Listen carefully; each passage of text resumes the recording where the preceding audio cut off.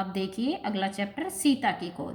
हमने देखा इधर राम जो है मारीच के पीछे भागे थे, तो यहाँ से रावण सीता को उठाकर ले गया क्योंकि सीता ने लक्ष्मण को राम की खोज में भेज दिया। इधर मारीच की माया राम ने देख ली थी।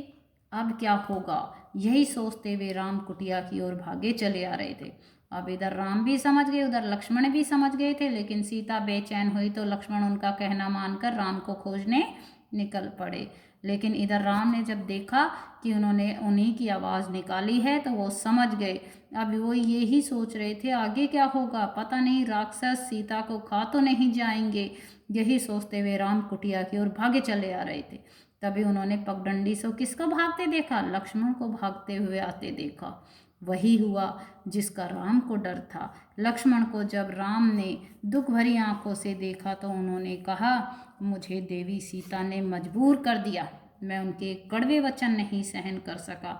आपकी सुरक्षा को लेकर मेरे मन में कोई शक नहीं था, लेकिन फिर भी मुझे आना पड़ा। अब राम क्या कहते हैं, ये तुमने अच्छा नहीं किया, तुम्हें मेरी आज्ञा का उल्लंघन नहीं करना चाहिए था। और वो और तेजी से कुटिया की तरफ भागे और दूर से ही पुकारने लगे, सीते तुम कहाँ हो सीते। लेकिन वहाँ से कोई जवाब नहीं मिला तो राम की बेचैनी बढ़ गई। राम हर जगह सीता को खोज रहे थे, लेकिन वो कहीं नहीं थी। विरह में वे गोदावरी नदी, एक एक पेड़, शेर, फूल, हाथी, चट्टान, पत्थरों सबसे प्रश्न कर रहे थे, लेकिन कोई जवाब नहीं मिला। शोक में डूबे राम भूल गए ये सारी चीज़ें बातें नहीं करती हैं।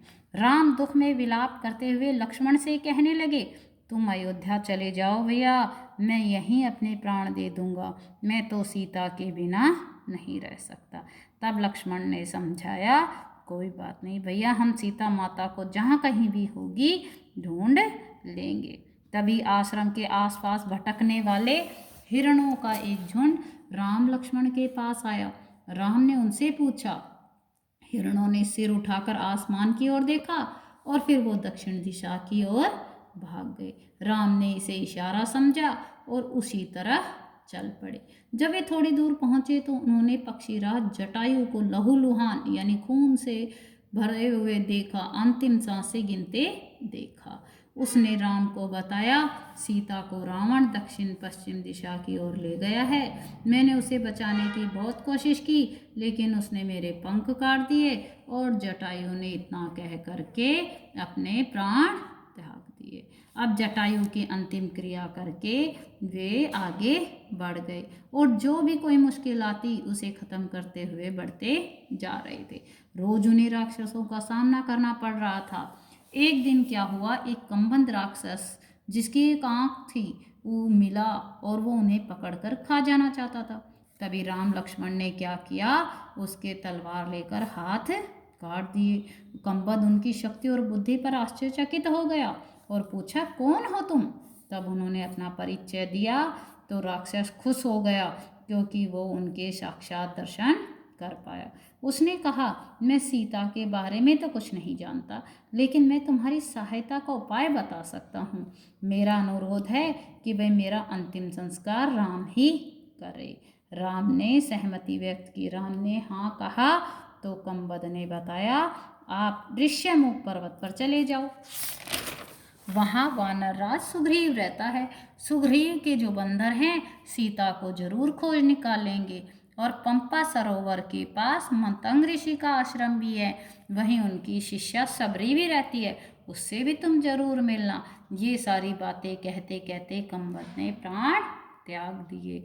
अब राम को हिम्मत बन गई और वो उधर चल पड़े।